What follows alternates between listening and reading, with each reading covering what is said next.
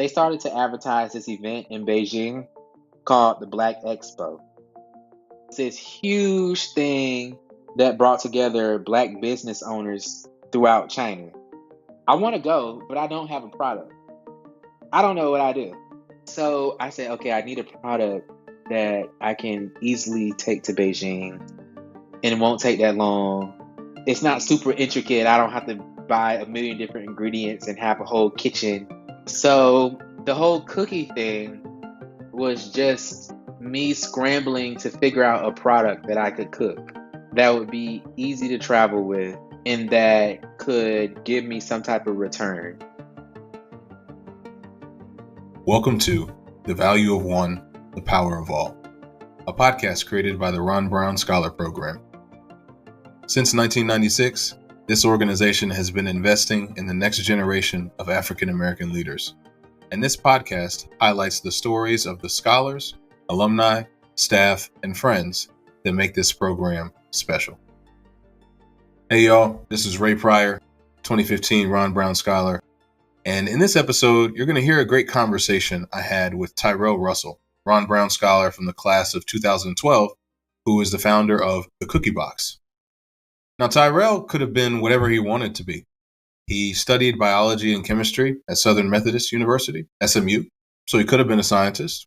He speaks English, Spanish, Chinese, and Arabic, and he has spent enough time not just visiting, but also living in countries across the world that he could have been a great diplomat.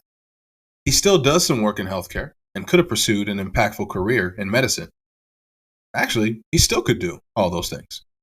But today, he's a chef, bringing together flavors from all over the world and infusing them into the one dessert that brings joy to everyone's inner child, or literal child, cookies. In addition to perfecting his recipes, scaling his operation, and watching people light up as they take that first bite, Tyrell is just as committed to making sure that he owns his business, and not that the business, the entrepreneurial journey, and all the challenges that come with it end up owning him. Here's that conversation, starting with him talking about where his appreciation for food started. Growing up, I was in love with the adults around me. And I was in love with the normal things that I saw them do at the house. Cooking being one of the biggest ones, Right. because they spent so much time in the kitchen. So imagine it's like you wake up in the morning and someone's, of course, preparing breakfast. And then you're away all day at the babysitter or at daycare, and you come back and they're preparing dinner. Right. So food and being around the adults that I was familiar with became so second nature to me. And things that reminded me of food and them became my safe space. Yeah. And I didn't want to leave. So, yeah, growing up, super obsessed with my family, super homebody, and a lot of good lessons from the older generation that was at my fingertips, and a lot of cool, fun, new experiences with the younger generation that was my mother. Mhm. And the thing about growing up in that type of mixed generational environment is that there was a system of checks and balances. Mm. Just like with our government, there was always one checkpoint, something to balance something else off. So where my mom wasn't as patient to the crying, my grandparents were super coddling and super attentive and always listening and allowing me to purge myself emotionally before going to school so that I could have a good day. Right. And then on the flip side, my mom had the energy to distract me from whatever I thought was going on in my childhood mind. Yeah. So we would go to the movies. We would go on dinner dates. We would sit up in front of the TV and eat chips and dip. Just like things like that, because we were growing together Mm. and we all had the protection and the stability of my grandparents. So that was my childhood. Just a bunch of old people around me. Yeah. Man, that's keeping me great. sane. Yeah. I really like the combination that you said of wisdom from the elders, but Hmm. youthfulness from your mom as well. I can see Right.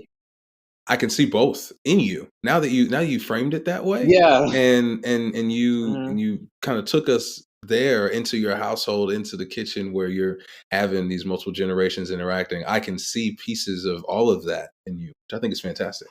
Oh Um, my God. My yeah. friends, they say the same thing. Like, I can give the best tree hugging advice, and I can also encourage you to do something completely crazy. Yeah.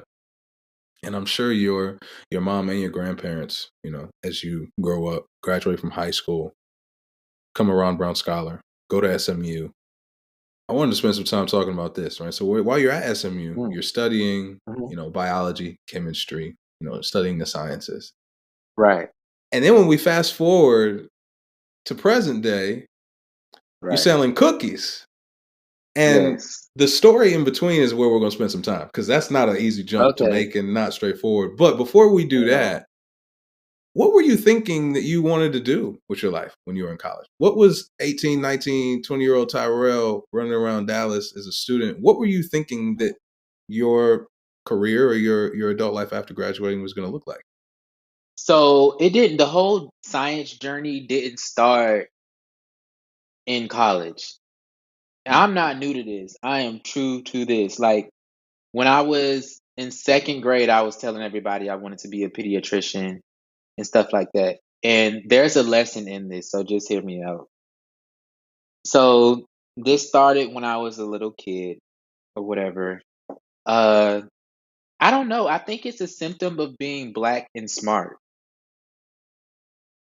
where you would think that that would open up a lot of doors for you, but so many of them close Hmm. because of just the narrow mindedness that we tend to adapt. So, for example, if you're black and intelligent, then you should be a doctor or a Right. lawyer. Right. If you are energetic, tall, and strong, you should be a football or a basketball player. Right. Paying complete disregard to the accountants, the trash people, the bakers, the teachers, the librarians, the the data analysts, the consultants, the millions of different professions that you can get into, right? I don't think that would have resounded as much as being a lawyer or a doctor, right? And then it kind of ties into each other because I mean, I said before that I was obsessed with the adults in my life. I wanted them to be obsessed with me too. And they saw me as gifted and talented educationally. So being a doctor made the most sense. So fast forward to seventh grade, I was introduced to this program called the Physician Scientist Training Program, which I'm so glad that I was a part of because it was the highlight of my life every summer. It was a sleepaway program in Philadelphia, based in Philadelphia. And we stayed anywhere from 6 to 8 weeks, like really grinding in the sciences, taking advanced level science courses in the first 2 years, working inside of labs for the next 2 years, interning at the National Institutes of Health, interning at University of Pennsylvania, and I'm talking paid internships that I had been doing since I was in the ninth grade. After that 2 year educational period in that program, so by the time I got to college, there was no other career path that I actually considered other than pre med or being an MD PhD. That was something that was ingrained in me since my adolescence. And I didn't think of any other career as being a lucrative career. And my biggest battery, I think the biggest battery that I had in my back was me knowing that I could do it because the coursework was difficult but not impossible, and I found a way to do well in it. But by the time I've gotten to college, I've devoted years of studying. I've devoted years into this program that if I turned to any other profession, it just wouldn't have made sense. And I was good at it. So it really wouldn't have made sense. And that's what I stuck with when I was in college. I said, okay, I'm going to be a bio major. That's pretty straightforward. Maybe I'll minor in mathematics. That was still pretty straightforward because it was on the same track. And my first 2 years of college, I was eating the courses up. Like I wasn't in fear of my GPA. High school was harder than college for me at that point because I had the opportunity of attending an IB high school that was super, super rigorous. So by the time I got to college with the scholarships, I didn't need a job. Uh, I was at a school that was that had me placed as a big fish in a small pond. So I was taken care of. I really I really didn't have any issues with going forward with the pre-med track because nothing was telling me not to. Right. I could see that. I could see if I was struggling every day, that would make sense. That's how most pre-med students are weeded out. Right. But imagine going to, and trust me, this was always in the back of my head, by the way. I have to mention that. Cooking has always been something I loved, Mm. but I never, ever saw it as a profession. Right. Mm. Maybe something that I would do when I retired, but I never saw it as a profession. So by the time I get to college and I'm doing well, how crazy would I sound if I said, "Hey y'all, I have I have perfect grades and I'm at the top of my class and I've been doing this since I was 12, 13 years old.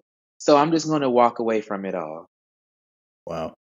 Like that would make absolutely no sense. So I didn't. I just went with it. Mm. And for the first couple years of college, things were cool. I think it's more of an ego thing when people are like, "Oh my God, how do you get this?" I'm like, "Yeah, I do get it. I do." Like, it felt good. It was definitely feeding my ego, right? And I could come home to a proud environment.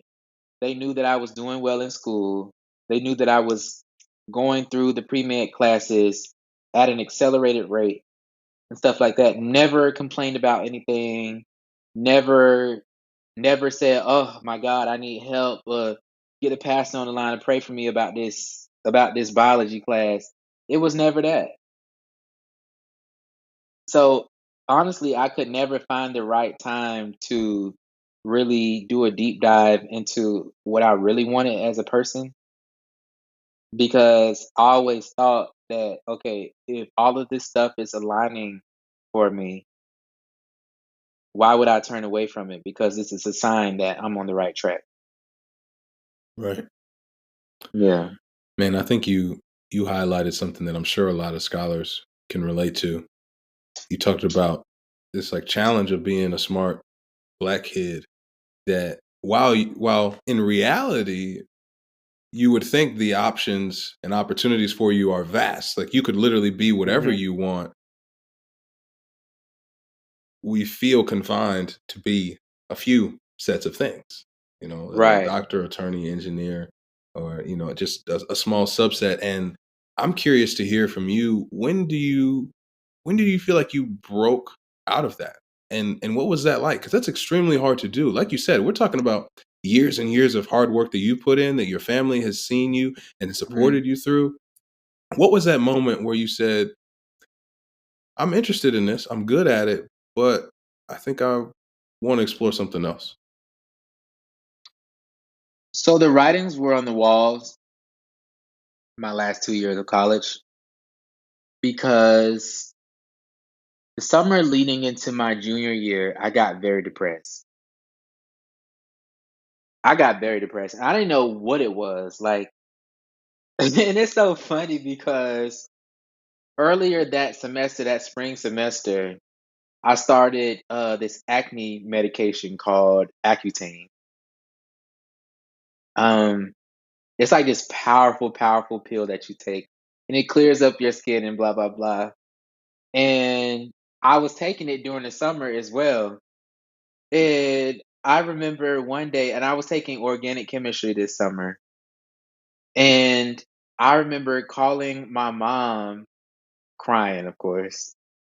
I was like, I don't know what's going on. Like, I just feel so depressed. My skin is clearing up, but I don't feel good.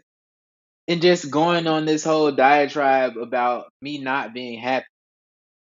And for my mom, that was so weird because, yes, I was very emotional growing up, but I was always happy go lucky. So the fact that I was actually like breaking down to my mom and stuff and telling her how depressed I was, me and her were both convinced that it was a medicine. So that's kind of where things kind of shifted. I thought it was either two things, burnout or the medicine. Right. So I said, you know what, going into this next semester, I'm going to ease up on the course load a little bit. And I was still, on track because I had taken so many courses or whatever those first 2 years that I'm not going to be one of those people who's trying to double and triple up on courses so that I can graduate. I was never in fear of that. So my junior year, I started doing more extracurricular things that would take my mind off of just hard science. And in my senior year, I studied abroad most of that year. Morocco. I had the opportunity to do some work in Zambia. I went to Amsterdam. I did a couple classes in Taos, New Mexico. I was just doing any and everything to not be on campus. Um, and still, I thought that I was on that track. I took the MCAT and everything. And again, nothing was telling me not to do this, not to go ahead and be a doctor. So after college, um, I hadn't applied for any medical schools at all. I got the process started. I had everything I needed, but I never applied. And I said, you know what? I'm going to take a gap year and try to figure things out. So you can kind of see where things are shifting. I said, I'm going to take a gap year. I'm going to move to China. That was a split decision that I made one day in the library. And I told everybody, I told my family, like, okay, I'm moving to China, y'all. And of course, it was very jarring, but I was determined that I was going to do something that completely jolted my system so that when I did finish in China, I could get back into doing what I need to do Hmm. to continue on the track that I had before. Right. And I was in China, 1 year turned into two, 2 years turned into three. And then in 2018, my grandmother passed away. Hmm. And that rocked my world. And then in 2019, my grandfather passed away. So that made me just say F it. Like all Hmm. of this, like, what is life? That's when you really ask yourself that question, like, what is life? Yeah. Two people who were like your second and third parents, just gone. You know what I'm saying? Yeah. Like, it made absolutely no sense. And so I was definitely spiraling. This was a very dark period of my life. But I made up in my mind, like, regardless of everything being right on paper, this is not my purpose. It's not my purpose. Like, how many times have you been to a doctor who was brilliant but a complete jerk? Yeah. And I honestly feel like if I was someone's doctor, I would not have excellent bedside manner Hmm. because, to be honest with you, on a very, very basic level, somebody somebody's arm healing does not mean as much to me as someone eating a good plate of food, and it Hmm. never has. Wow. I've never been that kid in class who's rushing to get a Band-Aid for somebody. I've never been Hmm. that kid in class who's looking at you throw up in the trash can and holding your head back. I've never been that kid, Yeah. right? I've always had an aversion to bad smells. I've always been like, don't bleed on me. Like, I've Mm. always been that kid. So like, I had no business being anyone's doctor. And me sitting in my sorrow for that that period of time really helped me tell the truth Hmm. about myself. Yeah. Yeah. So I think that was the tipping point. Hmm. Experiencing loss, like real severe loss for the first time. Right. That was it for me. Man, I'm sorry to hear about, I know it's been a little while now, but I'm still sorry to hear about your grandparents passing. And I can see how that would force you to reconcile a lot about your identity as a person, as Mhm. well as academically and as a professional. And Yeah. I think you were courageous enough to know yourself and to be genuine and not try to live into a calling that you know is not yours, you know?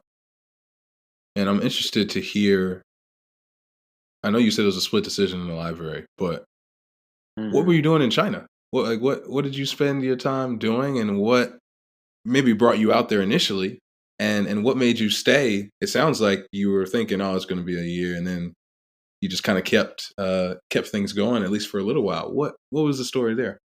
Yeah, so I was 22, honestly. I mean, me being that age kind of sums up a lot of it. In college, I had the opportunity to visit some cool continents. I hadn't had the opportunity to visit Asia. So that's why I chose China.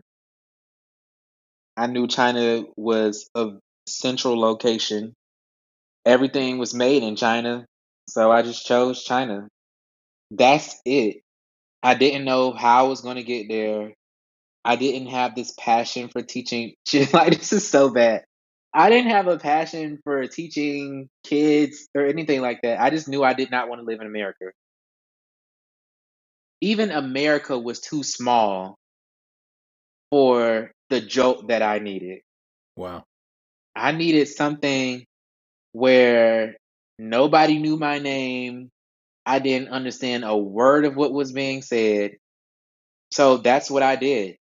And the decision to move to China was first. And then came, okay, how am I going to live while I'm there? And so the biggest market for foreigners is in the English, teaching English, Right. right? And this wasn't my first time interacting with kids because that was a big part of my high school experience. It wasn't the most memorable or significant to me that I thought at the time, but I knew that I had experience with kids and I knew how to sell myself. So I got a job quickly and I said, okay, well, cool. So I'm moving to China. I think I made a decision to move to China in early July, and my move-in date was August 16th. There was a lot that I did not know or didn't care about. I was 22 years old. So when Yeah. I got there, I was broke as hell. Like, I was so broke. Like, I lost my passport a couple weeks before flying out. So I had to get another one. Paid whatever for a visa and the flight. So I was I just spent. I just said, you know what, whatever. So I went to China pretty broke. Like I didn't have a lot of money. So I thugged it out the first couple months and just was getting used to so many things all at one time. And it was a struggle and I did second guess moving there. But eventually things looked up.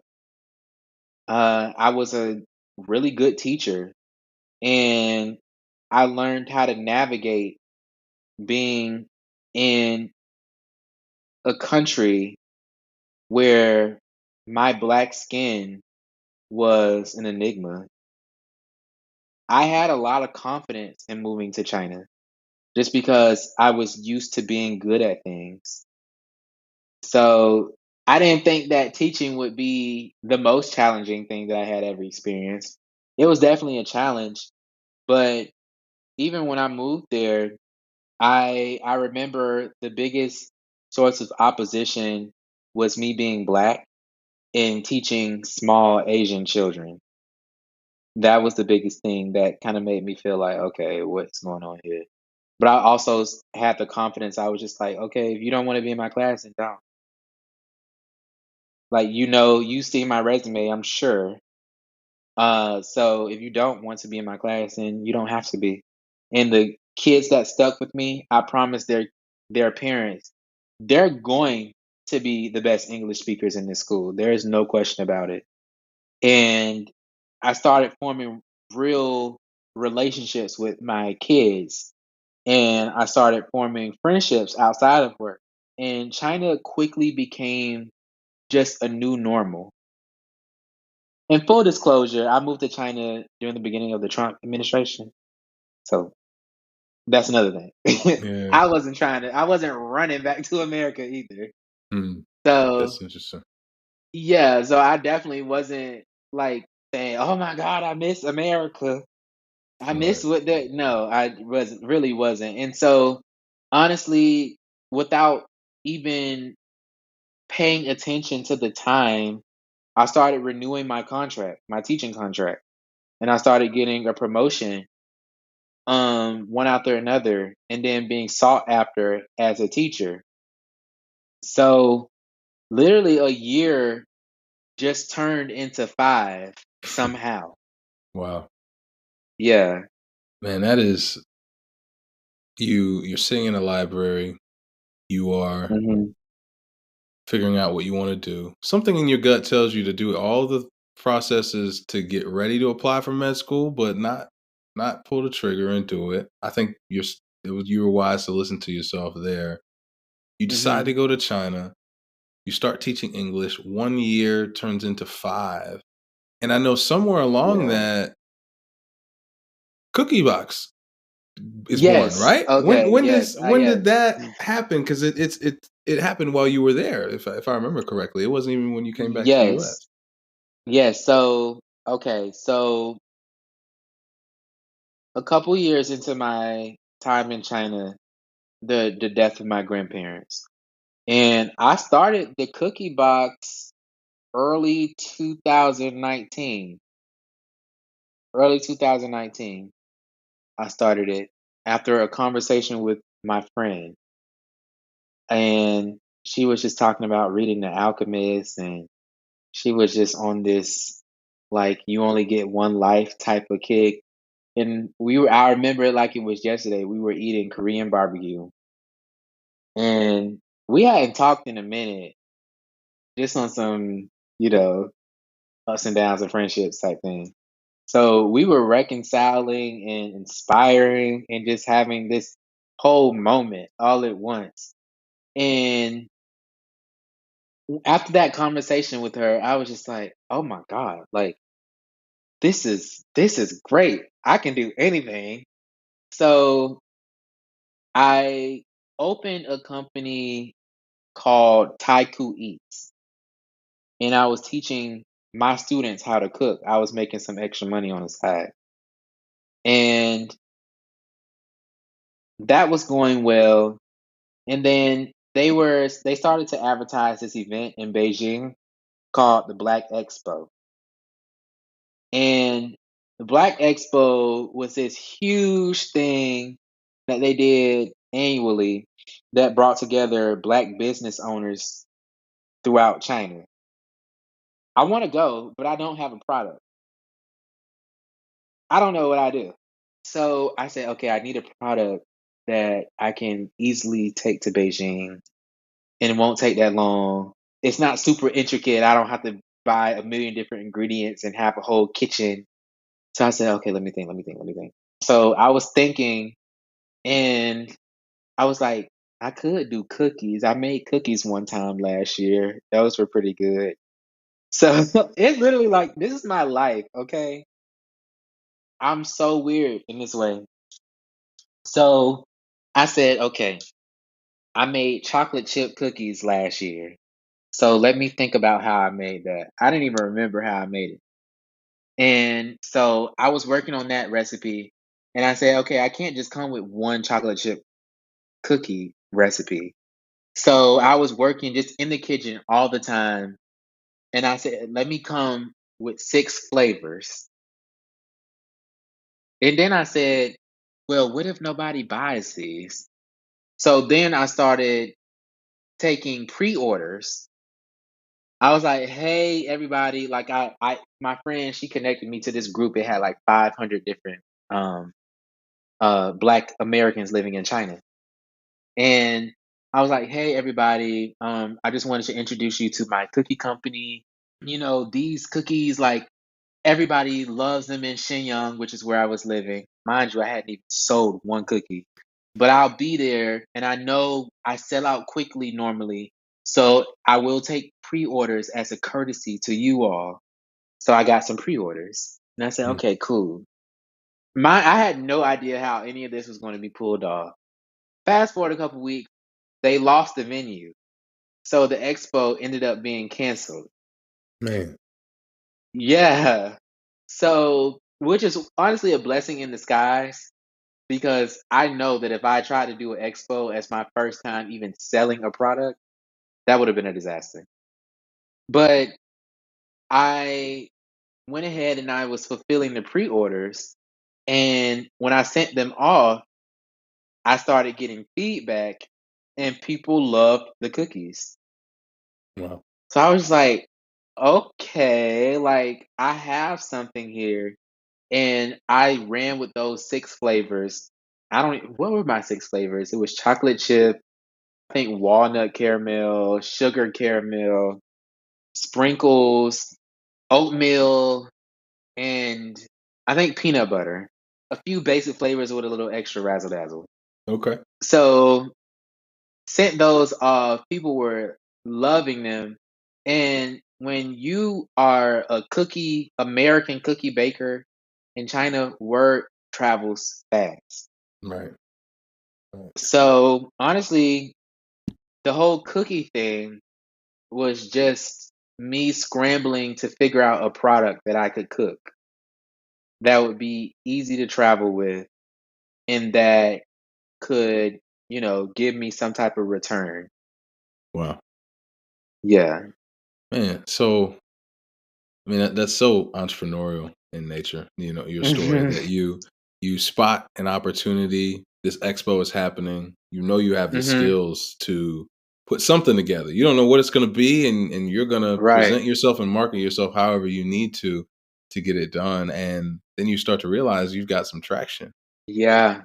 So you're in China, and I'm imagining you're super popular, particularly among that community of Black Mhm. Americans who live there who are buying your cookies, as well as other people in your city.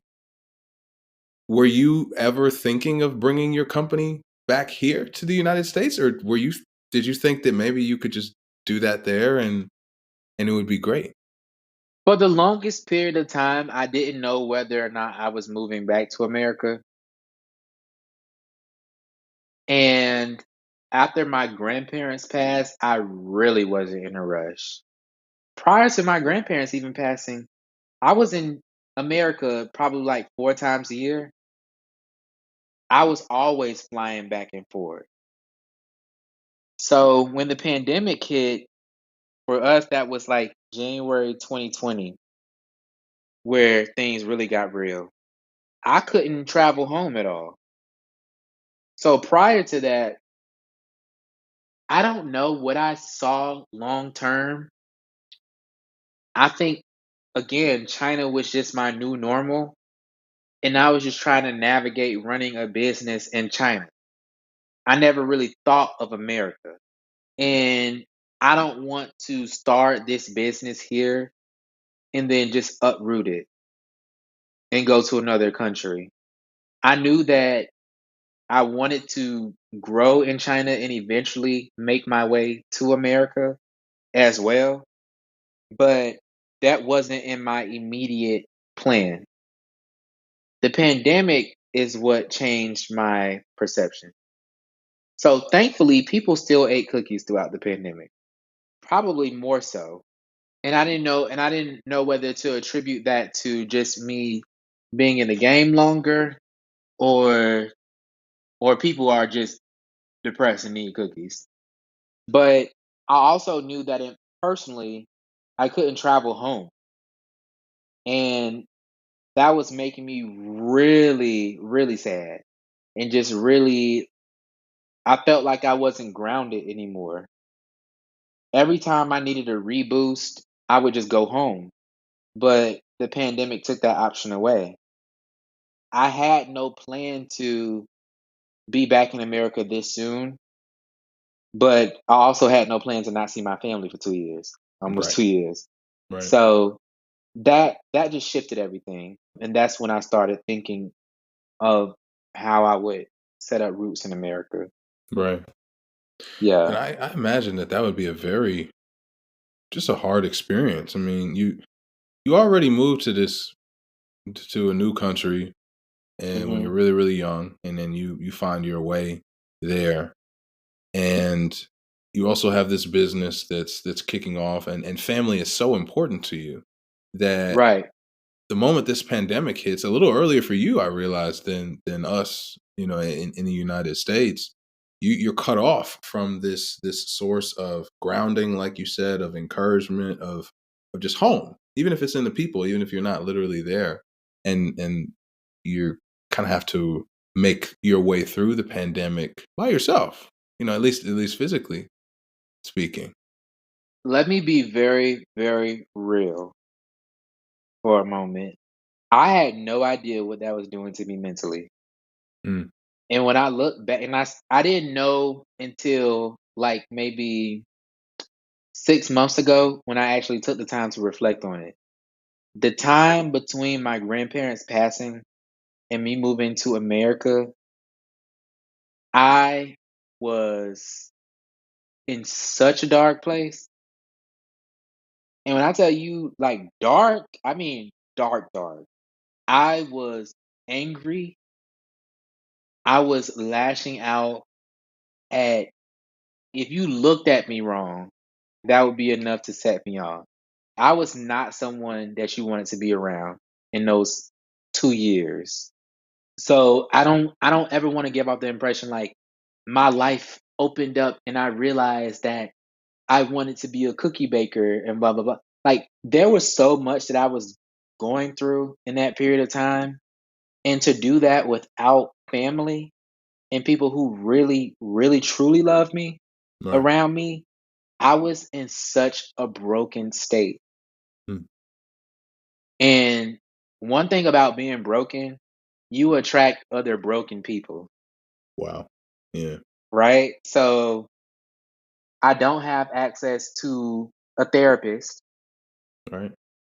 because I'm in China. So it was just so much going on. So all of that and my stubbornness, which kept me in China longer than I needed to be after the pandemic, because after I realized that I couldn't fly back home, that should have been it for me. But I stuck through it because I said I can't give up. I can't give up when times get hard. Yeah, it was a mess. And when I finally came to my senses and just started making preparations to go back to America, things were starting to look up. Mm. I had to throw that in there because Yeah. yeah, people have to be real because when it comes to Yeah. grief and being away from people that ground you, Mm. that that will keep you from all of your successes. Honestly. Absolutely. Yeah. Mm-hmm. And yeah, on the surface, Tyrell is over there doing his thing in China. He's created this awesome cookie company. He's making people smile Mm-hmm. and feel good because everyone loves cookies. Yeah. But all of that is born out of, like you said, grief, isolation, Yes. feeling very disconnected from your Uh-huh. family, obviously disconnected, probably just not connected to the people around you just because they don't know you. They, that you're in a new space trying to find your way. Right. So I'm just fascinated how out of those, I want to use the term ashes, but out of all of that struggle, you Mm-hmm. create this thing that just brings people joy. That hopefully brings you joy to do it. Mm. And so Yeah. I'm curious to hear after you have the expo and you're grappling with all these different things. Yeah. What what was like the next step that you took to say, you know what, I'm realizing that this is something I'm good at, that I enjoy. Maybe I need something that I'm good at and I'm enjoying my life right now because everything else is Mm-hmm. just dark. Yeah. Did you then say, did you just start cooking like crazy and baking like crazy in your kitchen? Or did you go to a different kitchen to get started? What was that experience like just getting it off the ground? When I first started, I made so many mistakes. I started in my kitchen, just in my apartment, and I didn't, if I was doing something, I had in my mind, oh, you need to do it. So, as a business owner, I wanted my license. I wanted to do stuff legally. I wanted to be recognized legally as like a operating business. I wanted to have my own kitchen space. Like I wanted it all. I wanted it all. And business was way premature for all of that. My first couple years in doing it, I was definitely keeping myself in the red because I just wanted Rome to be built in a day without actually taking the time to realize what is the cookie box? What does it look like? Like if someone saw a color, would they associate it with the cookie box? If someone Right. saw a character or whatever. I just knew I had so many ideas, but I was trying to tackle all of them at one time without actually taking the time to consider them. I'm literally one of those people who will be like, I'll pray about it, and then I'll pray and not wait for an answer, Mm, wow. right? Yeah. So I'm like, God, I want to start this. Let me know if this is the right decision. Just give me the wisdom to know if this is something that I should be doing. Give me the wisdom to know whether I'm moving too fast or too slow, if I should get this kitchen space or not, or just hold on it. Give me the wisdom to know whether or not I should stay in China. Give me the wisdom to do all of this stuff. Next day, I'm just doing it. Like Yeah. I'm not waiting. A lot of that was just throwing caution to the wind and saying, listen, and some of it was probably coping too. Right. Like I wanted to see some successes really quickly Right. so that I could combat some of the negative feelings that I had about other circumstances that were going on in my life. Right. But through it all, I mean, the cookie box has always been a source of joy. I mentioned earlier how I was blessed with this innate ability to draw on very, very minute details from my childhood. That's why I have the imagination that I have. So in the first couple years, I had so much imagination, and I still do, but it was learning how to wait on certain things and Mm, focus on one thing at a time right. and find cheaper alternatives to do what you want to do. Right. And trusting yourself and trusting your purpose and trusting God enough to know that okay, you don't have to have a brick and mortar right now. Right. There's another way to do this thing. So just chill. Right.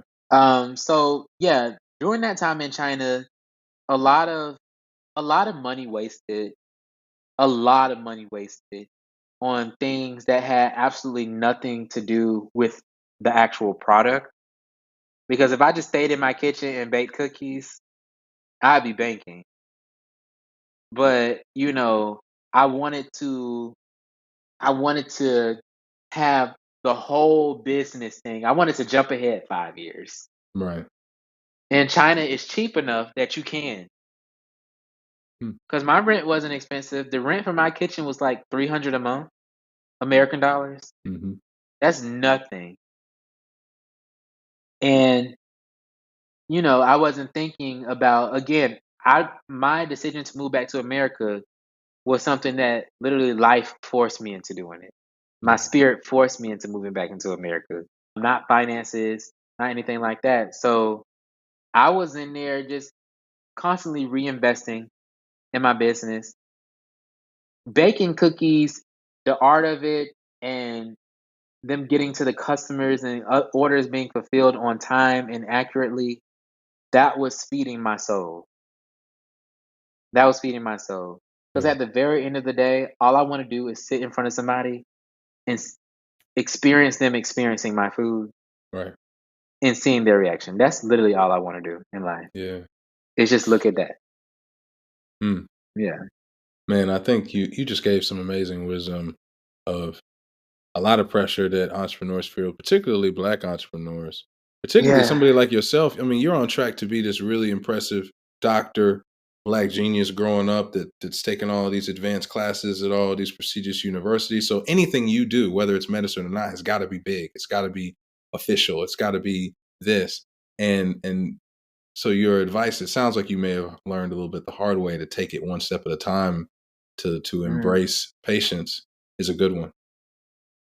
I wanted to be seen as a cookie company, Right.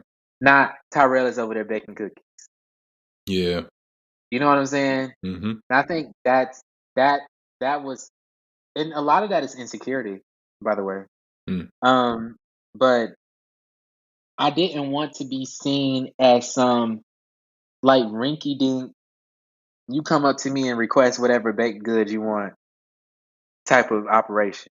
Yeah. And again, a lot of that too is the insecurity that gifted Black people often face.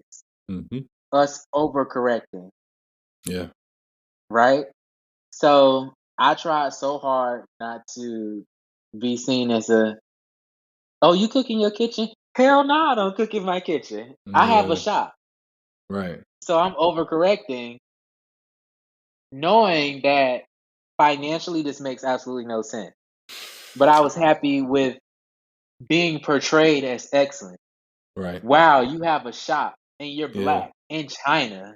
Yeah. You know what I'm saying? Stressing myself out and not thriving like I could because I'm trying so hard to be excellent Right. right off. You know what I'm Right. saying? Mm-hmm. And it's like, it's cool because, and it's weird because everybody loves those stories once that person is successful, right? Oh, you have a Fortune 500 company. Oh yeah, but I started it in my garage. Yeah. Nobody who's actively in their garage is telling you that they're operating their business from their garage. Man, that's well said. Yeah. It's only cool at the end when you. Right. Yeah. Just like with weight loss, nobody cares about the process of you losing weight. Where are the abs? Show me Right. the abs. That's well Don't said. tell me you're losing weight when you're not, when the weight is not lost. Right. Like, Mm. don't tell me, I don't care about your health journey if I don't see it. Mm. If I'm telling people that I'm in my garage or that I'm cooking from my kitchen, they're not looking at my business as something that has future potential. Mm. And as a person who grew up in a society where you already have so many strikes against you, you're working so hard against that image that you Yep. will struggle Yes. just so that people don't see your struggle. Wow. That is a mess. Yeah. I mean, you're right. You not only have to do well business wise, but you need to portray and perform this legitimacy, because if you don't, people are not going to take you seriously. They may take Yeah, Jeff Bezos selling books out of his garage seriously and it becomes Amazon. You don't have that luxury. People right. aren't gonna do business with you unless you have this, or people aren't gonna take you seriously, and you're not gonna be able to build the brand you want unless you do these No. things that are not in your best financial interest. Like, you have to take that's like an additional cost for you. You have to factor Mm, in, I have to do so much to be perceived a certain way, to be taken seriously in business, to a point that early on, when cash is crucial, it's detrimental to the yeah. the business bottom line. I I used to pride myself on being the Wizard of Oz. Like where like honest up until recently, I used to be like, "Oh, I'm the Wizard of Oz." Like I'm behind this curtain frantically pressing these buttons so that Emerald City can look like Emerald City. Everybody is putting me on this pedestal like, "Oh my god, you were able to do all of this." But I'm frantically pressing buttons and the whole time what was the wizard doing? Hoping that he wouldn't be exposed for the small man that he is. Right. And then he has to come clean eventually. Good. And everyone sees what's behind the curtain, and Emerald City is no longer Emerald City. And I had to like look at myself. I'm like, do I want that? No. So it's like, it's okay to tell your customers, oh, who is this your company? Yep. I don't just work for it. It's my Right. company. Do you Right. bake the cookies too? Yep. Every single one Yeah. has touched my hands. Oh my God. And who does your account? Me. Yeah. And you do that? Yep. Did that too. Designed it too. You must be doing what? Nope. I'm not. I'm struggling. Yeah. It's Wow. just like, you know what? Being completely okay with where you are right now. Yeah. Yeah, truly where you are right now. I hope that somebody listening feels a little lighter hearing you say that, I hope you know, so. because Yeah. you're right that there's so much pressure to feel like you need to be big. Like at birth, like the moment your business starts, it needs to be Yeah. whatever, which is not the reality for any business, let alone is a reality when you have all these other challenges like you described that you're going through. I'm thinking about as you are building out the business, and then you eventually come back to the United States, and um, I'm curious to know, as you're grappling with all of these challenges, you're still growing. Like, you're still Mhm. progressing. You're still, like, business is going well. You're adding new flavors, and you're having all of these influences from all the different countries and places that you've been, and putting them all together in your Right. cookies. What what were some other key milestones that happened in your business that you think were like key turning points for you? Was it when you eventually came back here, and maybe were more plugged into your home, your family, your community, your network? Or was there something else that happened before you came back that you felt heavily influenced the trajectory of where Cookie Box was heading? I don't share this a lot, but when I was still living in China, people were like, "Oh, you should do Shark Tank. You should audition for Shark Tank." And so I tried. And I think my story and where I was going with it was compelling enough to get me in the later rounds of the pre-production process. And I got to one of the final steps. I was assigned a producer and stuff like that. So that was so cool. And they found out that I was living in China. And I was like, oh, God. Because like they were like telling me, oh, well, if you needed to be in LA, whatever, during this period, could you? Mind you, we're in the middle of COVID. So yeah, that wasn't happening. So I had to eventually come clean and be like, okay, I don't even live in America right now. Yeah. So that was a huge milestone in knowing that, okay, whatever you're doing, you're on the right track. Like cookies can be a thing, right? All right. Another milestone for me was selling my first cookie in America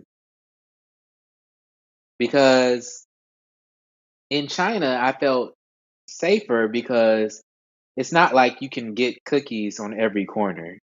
The biggest battle, well, one, amongst the expats living in China, you become a big name easily. And so the challenge is trying to get Chinese people to know what the hell a cookie is. One. Two, get them to try a new product in a country that isn't really big on trying new things. Just full disclosure. And then three, trying to get them to get cookies from me.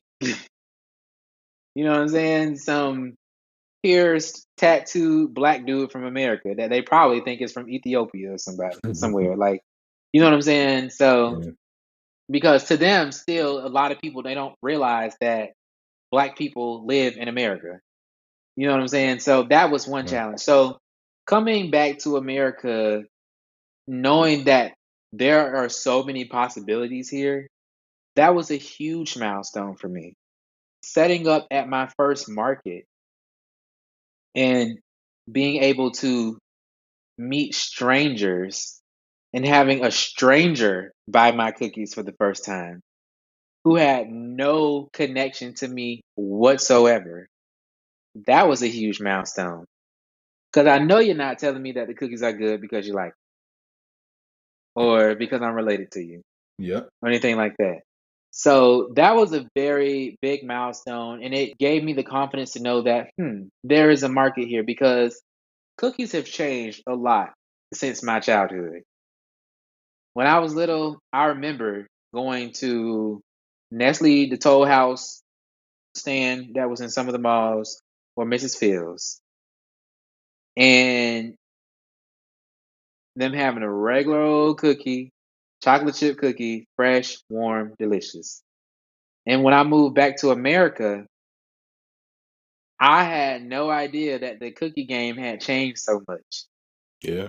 And people are putting cereal on cookies and cookies with frosting and drizzle and all of this extra stuff that to this day I'm not willing to go overboard with. But even with all of that, having a stranger see my cookies as special when they tasted it, like that was a huge milestone. Huge, huge milestone. So yeah, just like little things like that, having an actual brand identity where people can attach a feeling to my company is also good. People going like, oh, the cookie box, like paying attention to it and that standing out as people are passing by. Another milestone is running into my customers when I'm doing regular stuff. Wait, you're the cookie guy, aren't you? And I'm like, yeah, literally just ran into a customer in Whole Foods today. Like as I was at the hot food bar. Like That's I good. looked at her and I'm just like, you look so like I didn't say it out loud, but she was like, you're the cookie guy. That was a moment for me. So like my milestones aren't milestones, they're more so like footstones at this point. But like still, it's really cool. It makes me feel like it's a mile. Man, I think it Hmm. is. It's more than your milestones. Obviously you have metrics or things that you want to achieve, but more important than that, you Right. have like moments that you can capture and remember and stories to share. And those are the things that really keep you going because the numbers or the milestones, whatever that means, Hmm. that's just surface level, and if that's all you're doing it for, you're gonna burn out pretty easily once things don't go well, you Yeah. know. Yeah. So yeah. And there's so much about how you've set up yourself and the cookie box. that is so different than other businesses, how other people would do it, so different than other cookie companies. Mm, And I'm curious for you, if you don't mind sharing a little bit more about what makes the cookie box different. And it doesn't need to be the product, it could just be about you and the business. Because, I mean, when you look at everything from the ingredients and where you source them and uh, hmm the fact that you care about health as well as making people smile and eat a great cookie, to the different types of flavors that you choose to have and where you source those different inspirations. I just feel like you can't you can't pinpoint, oh, cookie box is just like this, or cookie box is Right. basically the that of this. It's really unique in a lot of ways. hmm I think that it starts with my personal values and my spirit. My introduction to food was not as a commodity. It was as an item or an object that encouraged people to gather, Wow. right? Yeah. It was a community builder. And I think that is the core of it. So there it's obvious when the owner of a food establishment sees their product as a commodity because it's very easy. You load your stuff with sugar. You load your stuff with MSGs and sodium, things that are addicting. There's a study that shows that sugar is more addictive than cocaine. And sugar Wow. is cheap. Yeah. And sugar has a very, very bloody past, right? I Yeah. mean, I'm not going to sit and abuse sugar when millions of my ancestors died laboring over it. Like, I'm not doing that. And people in my family have have passed away because of diabetes complications. So the decision to even make cookies was one that came from a like to go through with it because I've definitely had my moments where I'm like, dang, like, is this something I should be doing? Cookies? Right. And I've come to the conclusion that if done right and responsibly, then yes, why not? People who live a lifestyle that is sustainable, people who care about their choices, they should have an option. It shouldn't be either you go to this cookie company that has 800 calories in one cookie, or you stay at home and eat your asparagus. It should be something where you can go and get a dessert that tastes good, that isn't loaded with sugar, that isn't expensive as hell. I'm definitely fair to myself as far as the pricing is concerned, Right. but I'm also not a capitalist at heart, Mm. where I'm just going to charge. I'm going to charge until it almost breaks your back, Right. but it doesn't break your back. Hmm. So the carefulness with which I create a product, there's certain products that I just won't release because I know that it's too much going on. It's too calorically dense, and it's just too much for what we already have. Right. And sure, it looks cool, but I feel like a lot of people who go to these dessert companies, and my customers have even said it. I'm not eating a cookie to be healthy. Okay, but eat this cookie and keep your health in mind. Right. And I think that if you did that, if you ate this cookie while keeping your health in mind, you wouldn't dare go to some of these other cookie companies. Right. You'd be like, you know what, this is a treat. I'm going to eat this cookie, not be full for the rest of the day, and I'm going to be okay. Right. So I think that's what sets me apart. Also, the love of flavor that I have is reflected in my product. So I like people being able to taste more than two ingredients in my cookies. Mhm. I want you to taste all of them. Right. because it's a reason that I'm using it. Yeah. Also, the imagery. I love where my company is going as far as imagery is concerned. It is so fun. It's so bright, so colorful. It's all the things that I love from my childhood. I love Mickey Mouse. I love Barney. I love SpongeBob. I love going to the theme park. I love theming in itself. I love creativity, artistry, information. I loved it all. So all of that is also the cookie box. Man, I Yeah. think the product itself, the business is such a testament and manifestation to you as a person. You have a care for the complexity of flavor, like you said. You don't just want to basically Hmm. taste sugar and one other thing, right? And you Yeah. care about the brand and what it evokes in just the people who even see it and just become aware Hmm. of it.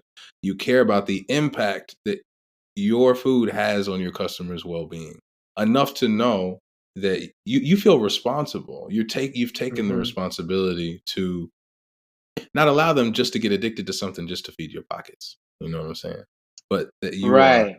you're giving them something that can still add just as much value, if not more value than any other cookie, but not be so detrimental to them. That's that's just you're built different. That's business done very differently than what is taught in any business school class and what is Hmm. preached in what a lot of entrepreneurs feel the pressure to do. And I know you're going to stick to that. And that's why I'm curious to hear Yeah. what you're thinking about the future for the cookie box. You talked about how you're excited about the brand and where it's Yeah. heading. When you look at what's next for you in the cookie box, what are you excited about? I'm excited about going mobile as far as my mobile bakery. Very excited about that. It's something I've been working on for some months now. So I'm really excited about that. I'm excited about just growing and letting that growth be quantitative, but also qualitative. Like, did I make someone smile today? Did I make a lasting impression on a child's life with the imagery? Did I bring hope to somebody? So I always want to keep that in mind when making my goals. Other goals, yeah, just being in more markets, being sought after as a company when it comes to people's special events, emulating some of my superheroes as far as companies are concerned, like Disney and Ben and Jerry's. Like those companies are like my heroes. Things like that are definitely on my vision board. A couple years from now, I would like to have a couple mobile bakeries that are super recognizable. Just honing in on my brand image, which I think that I've accomplished a lot of in converting that hope, that love into customers who keep on coming back. Thanks for listening to this episode of The Value of One, the Power of All, a podcast created by the Ron Brown Scholar Program. If you want to hear more inspiring conversations like this one, don't forget to click subscribe on your favorite podcast platform. To learn more about the organization, check us out at ronbrown.org.